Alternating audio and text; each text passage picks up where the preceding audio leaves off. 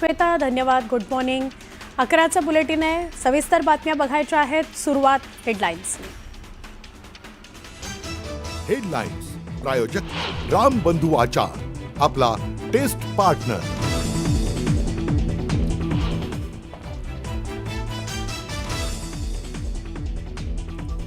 आरक्षणासाठी मुंबईकरांना वेठीस धरणं चुकीचं, तर मराठ्यांना ओबीसीतून आरक्षण मिळणं अशक्य. आरक्षणाच्या मुद्द्यावरून चंद्रकांत पाटलांचं मोठं विधान.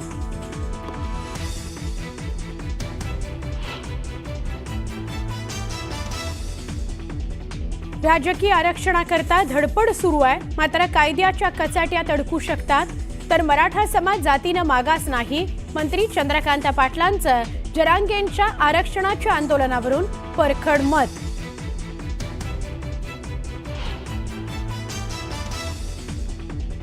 जरांगेंच्या आंदोलनावर तोडगा काढण्याकरता मुख्यमंत्री राधाकृष्ण विखे पाटील आणि महाजन यांच्यात महत्त्वाची बैठक. उपसमितीनं 2 दिवसात निर्णय घेण्याच्या सीएमच्या सूचना.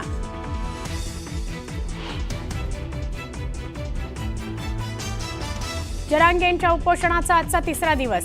आरक्षण मिळाल्याशिवाय मुंबई सोडणार नाही, भूमिकेवर जरांगे ठाम. मराठा उपसमितीकडून मार्ग काढण्याचा प्रयत्न.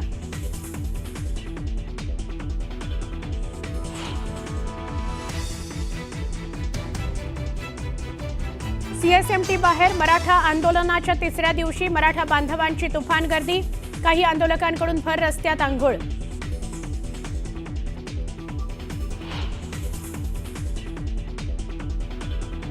गणेश भक्तांच्या मार्गातलं मेगा ब्लॉकचं विघ्न टळलं.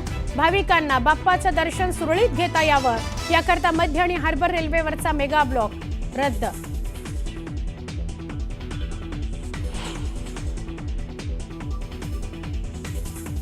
जळगावच्या भडगाव तालुक्याला मुसळधार पावसानं झोडपलं. लवण नाल्याला पूर. एरंडोलकडे जाणारी वाहतूक विस्कळीत.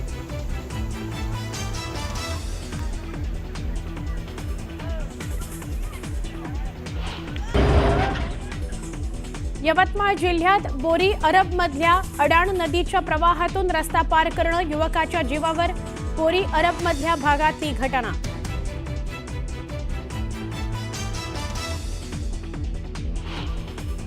अभिनेत्री प्रिया मराठेचं वयाच्या अवघ्या 38व्या वर्षी निधन.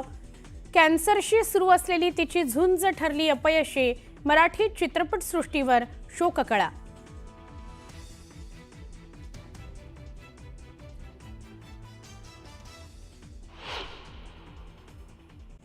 आणखी एक मोठी बातमी आहे. नदीच्या प्रवाहात जाणं एका व्यक्तीच्या जीवावर बेतलं. यवतमाळच्या बोरी अरबमधल्या अडाण नदीवरची ही घटना आहे. ओसंडून वाहणाऱ्या नदीच्या प्रवाहामध्ये रस्ता पार करणारी व्यक्ती वाहून गेली. विठ्ठल पत्रे असं वाहून गेलेल्या या व्यक्तीचं नाव आहे. एका व्यक्तीनं त्याचा हात पकडण्याचा प्रयत्न केला, मात्र तो प्रयत्न देखील असफल झाला. पाण्याचा प्रवाह आहे जबरदस्त आणि याच प्रवाहातनं ती व्यक्ती वाहून जाताना समोर दिसतीये. अरे बेवड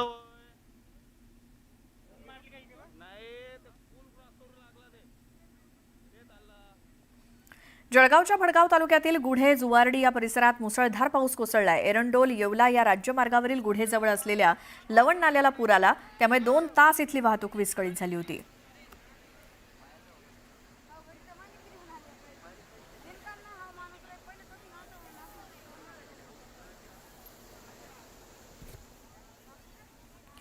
तर जळगावमधले गिरणा धरण हे 92% भरलंय. हरणबारी, ठेंगोडा, नागासाकी या धरणातनं 3950 क्युसेक पाण्याचा विसर्ग सुरू आहे.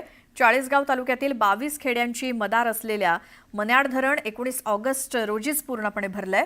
तर पर्यटकांसोबतच नदीकाठावरील नागरिकांना सतर्क राहण्याचं आवाहन करण्यात आलंय.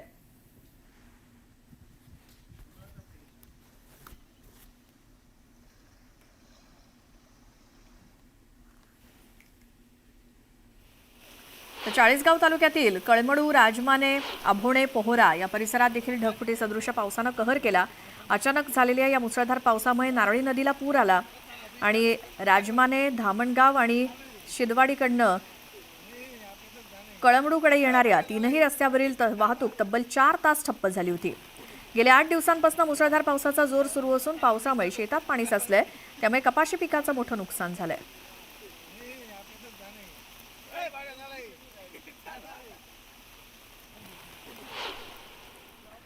धाराशिवच्या परंडा तालुक्यातील सीना कोळेगाव धरणाचे 10 दरवाजे उघडण्यात आलेत. मागील 2 दिवसांपासून धरण पाणलोट क्षेत्रात मागील 2 दिवसांपासून पाऊस सुरू आहे. धरणातून पाण्याचा विसर्ग सुरू करण्यात आलाय. खासापुरी, चांदणी, साकत मध्यम प्रकल्प तुडुंब भरल्यामुळे नद्या दुथडी भरून वाहत आहेत. नदीकाठच्या गावांना सतर्कतेचा इशारा देण्यात आलाय.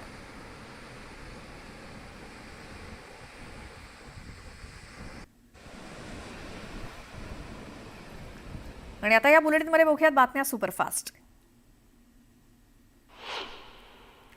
मनोज जरांगे पाटलांचं आंदोलन तिसऱ्या दिवशीही सुरू आहे. जरांगे पाटलांच्या आंदोलनाला पुन्हा एका दिवसाची परवानगी मिळाली. आरक्षणाशिवाय परत जाणार नाही असा ठाम निर्धार जरांगे पाटलांनी केला. सीएसएमटी स्थानकाबाहेर मराठा आंदोलकांकडून तुफान जल्लोष करण्यात आला. मराठा आंदोलकांनी स्पीकरच्या आवाजावर ठेका धरला तर आरक्षण घेतल्याशिवाय माघार नाही असा इशारा आंदोलकांनी दिला.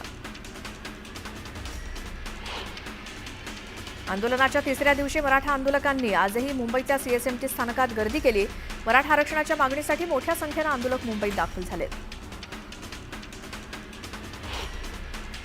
सीएसएमटी स्थानकाबाहेर तिसऱ्या दिवशी मराठा बांधवांची तुफान गर्दी बघायला मिळते. काही आंदोलकांकडून भर रस्त्यातच आंघोळ केली जात असल्याचं बघायला मिळालं. मराठा आरक्षणाच्या मागणीसाठी आझाद मैदानावर मराठा आंदोलक तिसऱ्या दिवशी तळ ठोकून आहेत. हजारोंच्या संख्येनं मराठा आंदोलक मुंबईत दाखल झाले. मात्र आंदोलकांनी आता सीएसएमटी बाहेरच आंघोळीला सुरुवात केल्यामुळे रस्त्यावरती घाणीचं साम्राज्य पसरलंय. मराठा बांधवांसाठी विविध संघटनांकडून चहा नाश्त्याची सोय करण्यात आली. 8,000पेक्षा जास्त भाकऱ्या चपात्या आंदोलनाच्या ठिकाणी आणण्यात आल्यात.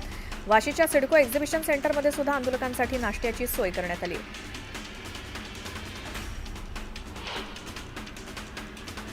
मनोज जरांगेंच्या आंदोलनावर तोडगा काढण्यासाठी मुख्यमंत्री देवेंद्र फडणवीस तसंच राधाकृष्ण विखे पाटील आणि गिरीश महाजन यांच्यात महत्त्वाची बैठक पार पडली. यावेळी उपसमितीनं 2 दिवसात निर्णय घेण्याच्या सूचना मुख्यमंत्री देवेंद्र फडणवीसांनी दिल्यात. येत्या 2 दिवसात आता जरांगेंच्या मागण्या मान्य होणार का याकडे राज्याचं लक्ष लागलंय. मुंबईत आलेल्या एका मराठा आंदोलकाचा हृदयविकाराच्या झटक्यानं मृत्यू झाला. अहमदपूर तालुक्यातील टाकळगाव येथील 32 वर्षीय विजय घोगरे यांचा मृत्यू झाला. दरम्यान घोगरे यांच्या पत्नीला चांगली नोकरी मिळवून देऊ असं आश्वासन मनोज जरांगे पाटील यांनी दिलं. मुंबईत आलेल्या मराठा आंदोलकांची सरकारकडून कोंडी केली जात असल्याच्या पार्श्वभूमीवर सोमवारपासून आंदोलनाची व्याप्ती वाढवण्याची तयारी मराठा क्रांती मोर्चानं सुरू केली आहे. त्याचाच एक भाग म्हणून ग्रामीण भागात गावोगावी बैठका सुरू झाल्या असून येत्या काही दिवसात महिलांना मोठ्या संख्येनं आंदोलनात उतरवण्याची तयारी मराठा समाजानं सुरू केल्याचं सांगितलं जात आहे. शिंदे समितीनं आंदोलक मनोज जरांगेंची भेट घेतली. न्यायमूर्ती संदीप शिंदेंनी मनोज जरांगेंची चर्चा केली. यावेळी शिंदेंनी आंदोलन मागे घेण्यास मात्र जरांगेंनी आंदोलन मागे घेण्यास नकार दिला. न्यायमूर्ती शिंदेंनी मिळालेल्या नोंदीची माहिती आंदोलक जरांगेंना दिली. 2,39,000 नोंदी मान्य केल्याची माहिती न्यायमूर्ती शिंदेंनी जरांगेंना दिली. तर मराठवाड्यामध्ये 47,000 नोंदी मिळाल्याची माहिती शिंदे समितीने दिली. जरांगे पाटील यांचं काही प्रमाणात समाधान झालेलं आहे, परंतु मंत्रिमंडळ बैठकीत चर्चा होईल आणि त्यानंतर पुन्हा एक फेरी होईल. तसंच हैदराबाद गॅझेट संदर्भात तत्वतः मान्यता दिली असल्याची माहिती शिंदे समितीने दिली. मनोज जरांगेंच्या भेटीनंतर शिंदे समितीनं मंत्री राधाकृष्ण विखे पाटलांची भेट घेतली. मराठा आरक्षण उपसमितीची बैठक संपल्यानंतर विखे मुख्यमंत्र्यांची भेट घेणार असल्याची माहिती मिळाली आहे. ओबीसीमध्ये 350 जाती कशा घातल्या असा सवाल मनोज जरांगेंनी शिंदे समितीला केलाय. तर मराठा कुणबी एकच आहेत, 58 लाख नोंदींचा आधार घ्या असं देखील जरांगे म्हणाले. मराठा समाजाला कुणबी घोषित केल्याशिवाय मागे हटणार नसल्याचं जरांगेंनी शिंदे समितीसोबत बोलताना म्हटलं. तर आम्हाला 6 महिन्यांचा वेळ लागणार असल्याचं शिंदे समितीने जरांगेंना उत्तर दिलं. पुढच्या शनिवारी आणि रविवारी एकही मराठा घरी दिसणार नाही. तुमच्या हातात 6 ते 7 दिवस असल्याचं जरांगेंनी शिंदे समितीला सांगितलं. आदेशाची अंमलबजावणी झाल्याशिवाय मागे हटणार नसल्याचं जरांगे म्हणाले.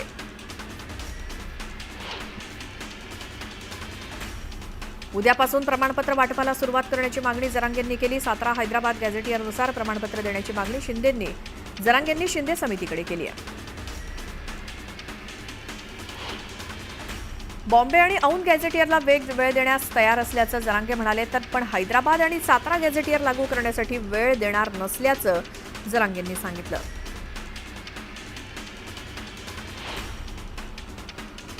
सरकार उगाच शिंदे समितीला पुढे करत असल्याचा आरोप जरांगेंनी केला. शिंदे समितीला पाठवणं म्हणजे सरकारचा आणि राज्याचा अपमान असल्याचं जरांगे म्हणाले.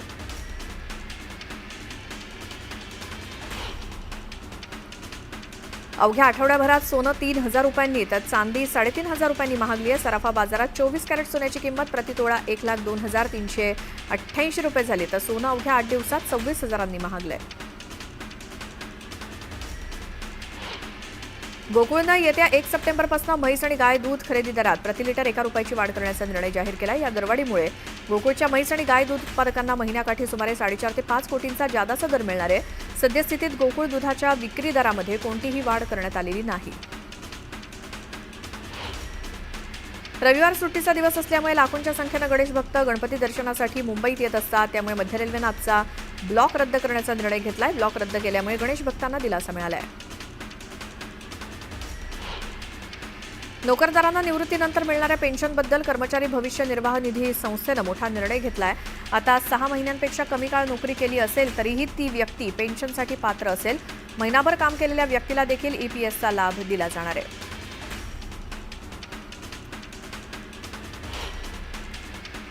गणेशोत्सवात मोठ्या प्रमाणात होणारी कोंडी नियंत्रणात ठेवण्यासाठी आणि वाहन चालकांची गैरसोय टाळली जावी म्हणून गणेशोत्सवाच्या शेवटच्या 7 दिवसात पुणे शहरातील 4 रस्ते ठराविक अंतरासाठी संध्याकाळी 5 नंतर वाहतुकीसाठी बंद राहणार आहेत. तसंच शहरातील 12 रस्त्यांवरती जड वाहनांना पूर्ण बंदी घालण्यात आली आहे. विसर्जन मिरवणुकीच्या दिवशी पुणे शहरात वाहतूक कोंडी टाळण्यासाठी आणि भाविकांना सोयीचा व्हावं म्हणून वाहतूक शाखेनं 27 ठिकाणी पार्किंगची व्यवस्था केली आहे. या ठिकाणी नागरिक आपली वाहनं पार्क करू शकणार आहेत, अशी माहिती वाहतूक विभागानं दिली. विरार डहाणू दरम्यान सुरू असलेले रेल्वे चौपदरीकरणाचं काम 2027 पर्यंत पूर्ण होण्याची शक्यता असून त्यानंतर या मार्गावर दररोज 200हून अधिक लोकल फेऱ्या वाढवण्यात येणार आहेत. त्यामुळे या परिसरातील प्रवाशांना मोठा दिलासा मिळणार आहे. पनवेल महापालिकेच्या मालमत्ता कर विभागानं यंदा विक्रमी कर वसुली केली आहे. 1 एप्रिल ते 29 ऑगस्ट दरम्यान तब्बल 1,36,967 मालमत्ता धारकांनी 483.8 कोटींचा कर तिजोरीत जमा केल्यामुळे पनवेलच्या विकासाचा श्रीगणेशा होणार आहे. एसआरएच्या 22 सेवा आता शासनाच्या आपलं सरकार या पोर्टलवरती ऑनलाईन उपलब्ध करण्यात आल्या. त्यामुळे सर्वसामान्य नागरिकांची एसआरएच्या कार्यालयात वारंवार चक्रा मारण्यापासून सुटका होणार आहे. या ऑनलाईन सेवांमध्ये ना हरकत प्रमाणपत्र आणि इतर महत्त्वाच्या कागदपत्रांच्या आणि प्रमाणपत्रांच्या प्रमाणित प्रती उपलब्ध करून देण्यात आल्या. ठाणे महापालिकेच्या कार्यक्षेत्रातील अनधिकृत शाळांवर आतापर्यंत काय कारवाई केली त्याची विचारणा करत उच्च न्यायालयानं ठाणे महापालिकेला कारवाईबाबत अधिक माहिती देण्याचे निर्देश दिलेत. ठाण्यात 70 शाळा अनधिकृत आहेत, त्यापैकी 30 शाळा बंद केल्या आहेत. मुंबईमध्ये यावर्षी 1.5 दिवसांच्या 60,000च्या वर बाप्पांना निरोप देण्यात आला, विसर्जन करण्यात आलं. पालिकेनं पर्यावरण रक्षणासाठी 300 ठिकाणी कृत्रिम तलावांची सुविधा उपलब्ध करून दिली आहे. एकूण 60,177 मूर्तींमधील 30,494 मूर्तीचं विसर्जन कृत्रिम तलावात करण्यात आलंय.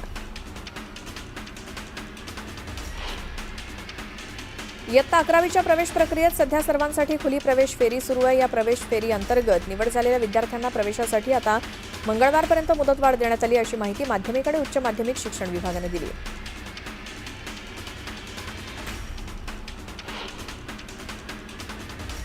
मराठवाड्यात पावसाचा जोर वाढला. 130 मंडळांमध्ये येणाऱ्या 2600 गावांना पावसाचा फटका बसलाय. सलग दुसऱ्या दिवशी अतिवृष्टीनं विभागात दाणादाण उडवून दिल्यामुळे जनजीवन विस्कळीत झालंय. विरार इमारत दुर्घटनेप्रकरणी 5 जणांना अटक झाली आहे. या सर्वांना वसई सत्र न्यायालयात हजर केलं असता 6 दिवसांची पोलीस कोठडी सुनावली गेली आहे.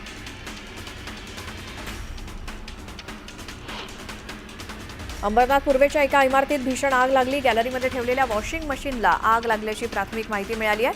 आग लागल्यानंतर तात्काळ या इमारतीमधील रहिवाशांना सुखरूप बाहेर काढण्यात आलं, त्यामुळे मोठी जीवितहानी टळली.